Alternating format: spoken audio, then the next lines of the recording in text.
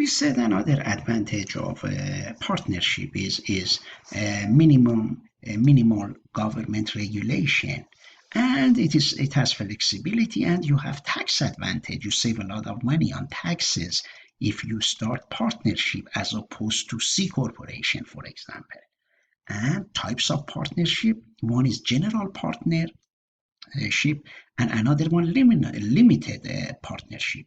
General partner is when you start, let's say two partners get together and start a restaurant. Both of them work as managers of that restaurant. However, there is another type of partnership that we know as silent partner, limited partners, and these limited partners are the ones that just like a doctor, the doctor doesn't come to get involved in day-to-day management of your restaurant. He or she gives you money, and then for that reason, that doctor also has limited liability in terms of debts. For example, as a restaurant manager and as an owner, as a partner, you go and borrow money from the bank. The bank comes and imagine that takes care of, because you don't pay them, they take care of the restaurant, and then they can come maybe after you, after your personal assets, but they won't be able to go after the personal assets of the doctor. Therefore, that's because it is a silent, it's a limited partner.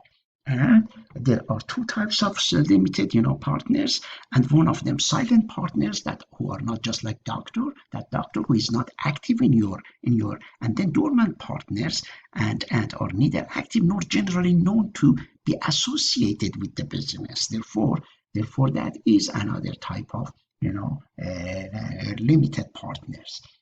And the disadvantage of partnership is that unlimited liability of at least one partner. Do you remember I said you are the manager and one of the partners, because you are managing it. You are, responsible for all the debts that the organization, the restaurant is going to have. And disadvantage of partnership is that unlimited liability for you as manager, and capital accumulation, and it's a limited difficulty in disposing partnership interest. Let's say if doctor suppose is not interested in the business at some point, it's a little challenge to pass it to or dissolve your partnership is, without dissolving if you and the doctor cannot get along. Therefore it will be a challenge to dissolve that partnership. Potential of conflict between you and the doctor, and partners bound by law of agency. Therefore some regulations, it means you have signed an agreement by the doctor that what are the limitations, what are your responsibilities, and those things. Limited partnership can at least one general partner. You are the general partner, you are running the restaurant, and one or more limited partners, that's the doctor or maybe two doctors. A general partner is treated exactly like as in a general partnership, and then a limited partner has a limited, and it's more like an investor. And here is our partnership are limited partners. All partner, limited liability partner, therefore, is that are limited partners. If it is not limited liability company, it is limited liability partners. Give advantage to limited liability for debts of the partnership, okay, and doesn't pay taxes. Income pass through to limited partners. We will talk about it in more details what we mean that income passes through the partners. And here corporation. Now you might start your restaurant as a corporation if you think it's going to go and become big and you want to start 100, 1 million, 1,000 restaurants, maybe corporation, or even if it is one restaurant, you might start a corporation. It has advantage and disadvantage. You could open it as a sole proprietorship, as a partnership, means bringing partner. Now, as a limited, liability company, this we will talk, or as a corporation. Why? That's why you have to know about all of this. Now, here it says corporation is a separate legal entity from owners. Let's not forget that sole proprietorship that we discussed, that you want to open a consignment store or you are a farmer. It is, it is the same legal entity as yourself, means that if something goes wrong, they can come after your assets. But in corporations, It is not. Types of corporations can be a corporation can be a domestic, foreign, or alien. Alien is when another country, is coming to the U.S. and doing business. And a foreign corporation is that I can go and register a business in Delaware and then start operating in West Virginia. I don't need necessarily, therefore to register it as a West Virginia, corporation. For some tax advantages, some people do register in Nevada or in Delaware. Imagine that here in West Virginia, I might have a lot of state taxes that I might not be, or some advantages to save taxes. That's why you see many big corporations go to Delaware, register there, but they operate in different places. But anyhow, domestic corporation is when I register everything to the state of West Virginia and I operate here. And type of corporations are either publicly held, publicly held companies in Moorfield. If I tell you Walmart, you know about it, means that it has stocks. You can buy stocks of Walmart, you can buy stocks of Summit Bank, but there are some corporations that are closely held, and I am assuming Sheets is a closely held, and I am assuming that is a corporation. Therefore, it doesn't sell stocks to you. There is not such a stock, and let's hope it is not a limited partnership, a limited liability company. It's a closely held corporation. That means you cannot buy the stocks of it's a type of corporation that is. The good thing about corporations it is that it has a limited liability of stockholders. Imagine that you buy stocks of Walmart or Summit Bank or Pilgrims or anything.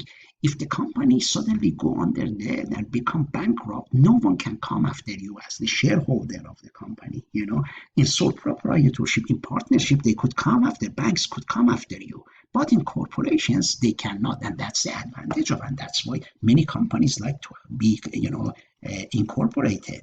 And I go again in here.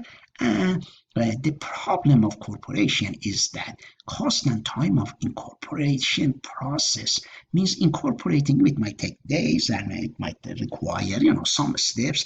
And double taxation, this is a very important concept. Double taxation you constantly hear, and we want you to be very familiar with this concept of the corporations.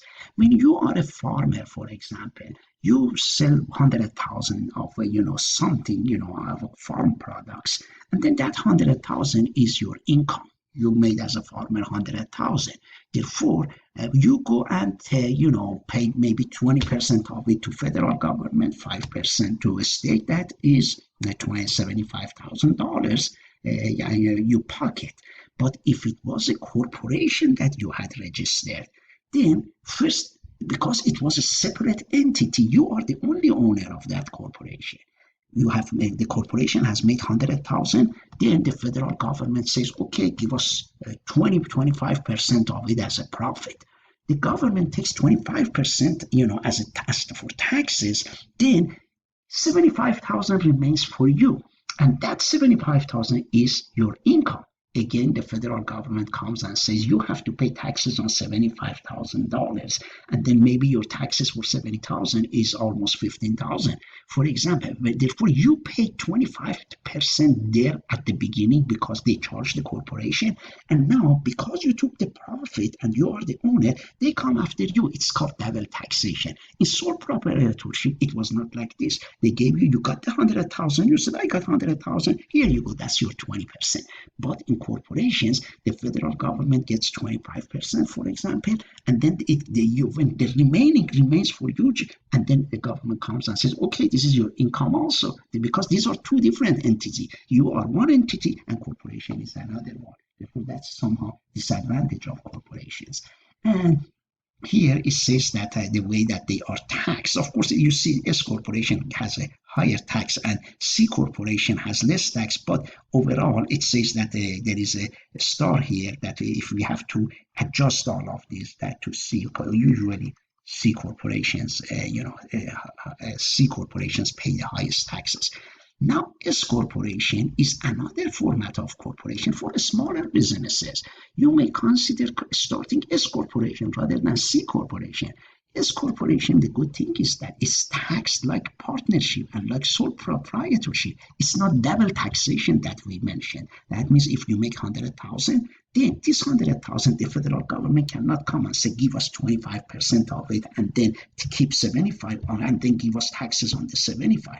Here, just like sole proprietorship, yeah, you have 100,000, it comes to you or to your partners as well, and then you say, okay, we made 100,000, and then the government wants 20% of that.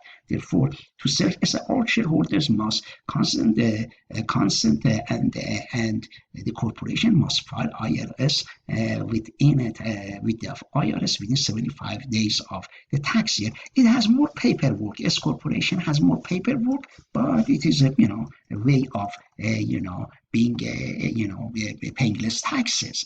And advantages of it and is that continuity of existence. If I have a S corporation and suddenly something happens to me, I die or something, the corporation can continue. But for sole proprietorship, if I have a sole proprietorship, if I die, that company is dead also. And transferability of ownership. And then if I die, maybe I can pass the transfer it to my, that doesn't mean that if you have a sole proprietor, you cannot, the consignment store, if I die, the consignment store doesn't mean it cannot go to my son. But if it is under my name, then my son has to go, for example, I don't have any children, but whoever inherits has to go and then has to have it under his or her own name. But here in corporations and also limited personal liability, if anything happens, that means they cannot come after the assets of the owners of S corporation. Disadvantage, should review impact of decisions on their company, is usually beneficial to startup companies, and therefore that these are. And limited liability. Maybe if you want to start a restaurant, maybe it would be a good idea to open it as a limited liability or even consignment store, because as its name says, it is a limited liability. It means that the bank cannot come after your car and your personal, assets. Resembles the S corporation, and the same restrictions, but two documents are articles of organization and operating agreement. That means that when you register your company, you have to say what are the articles of the organizations and operating management and operating agreement. And here there are other, professional corporations. Suppose professional doctors, let's say accountants, can have a professional organizations, and those are different entities as well. That and they are not their numbers, as specific to certain professionals. And joint ventures also, when the two partners get together and they create a partnership that has a specific purpose, and once that purpose is certain criteria met, it has beginning and end. Therefore, in corporations usually we have beginning, but it doesn't have an end, although we can end, of course, corporations, but usually when you start the corporation, usually there is not, we don't mention that the corporation is going to end. But anyhow, conclusion, the right choice of ownership is unique. Therefore, when you want to start your restaurant, you better know what kind you want to have. Is it S corporation, C corporation, limited liability, sole proprietorship? Therefore, one of the good things that I recommend. Suppose if I want to start something, I would like personally, it depends on what kind of business, but I would go with a limited liability, for example, LLC. I like to open, for it depends on what your goals are. And if I think the lecture is over, we want you also, I have put the website of the government of West Virginia, and we want you to go to that website and utilize that website, as you might learn significantly from this. And I think it is the end of this lecture.